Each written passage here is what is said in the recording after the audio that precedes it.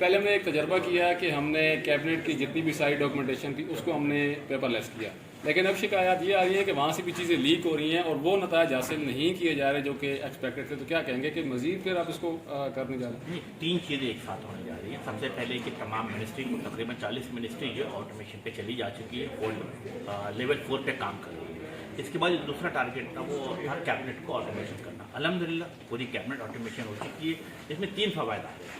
ایک تو وہ جو کروڑوں روپے کا جو پرنٹنگ تھی اس کی بچت ہو رہی ہے، پلس انوائرمنٹ فرینڈلی ماحول پیدا ہو گیا ہے، اور تیسرے جو لاجسٹک پہ خرچ آتا تھا اس کی بھی بچت ہو رہی ہے. اور جو لیکیج والی جو بات ہے کہ اگر لیکیج ہو رہی ہے تو میں سمجھتی ہوں کہ انفرادی سطح پر ہے، اس کو دیکھا جا رہا ہے. انشاءاللہ تعالیٰ آگے چل کے کوئی لیکیج نہیں ہوگی میڈیا کے اندر بھی انشاءاللہ تعالیٰ.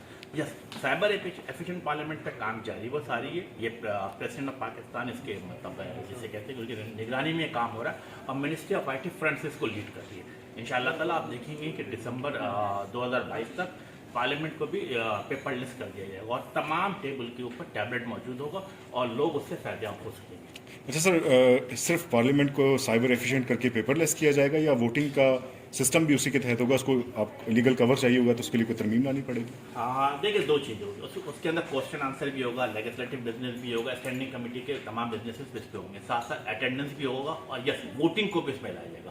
اگر جہاں پر جو رولز اینڈ پروسیجر ہے 1973 کے rules and procedure of the national assembly, اس میں جہاں تبدیلی کرنی ہوگی، یقیناً میں سمجھتا ہوں کہ ministry of I T, ministry of parliamentary affair کے ساتھ بیٹھ کے اس میں ترمیم بھی لے کر آئیں گے. اس سے جو ہے وہ فائدے کیا ہوں گے آپ کو؟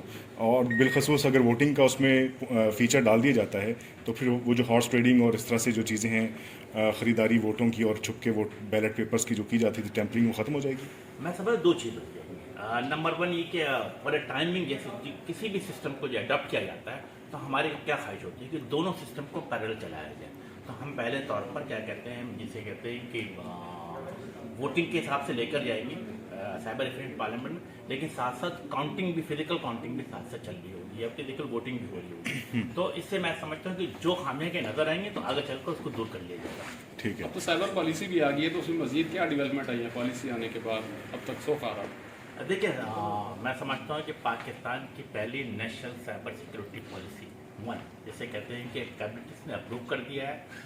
منسٹر آف آئی ٹی سے میرا خیال نوٹیفیکیشن ہونا باقی ہو گئی، نوٹیفیکیشن بھی ہو گئی ہے. اور اس میں ایڈوانٹیج کیا تھا؟ ایڈوانٹیج یہ تھا کہ منسٹری آف آئی ٹی نے تمام اسٹیک ہولڈر کو آن بورڈ لیا، یعنی کہ نیشنل اور انٹرنیشنل دونوں اسٹیک ہولڈر کو آن بورڈ لیا. ان کی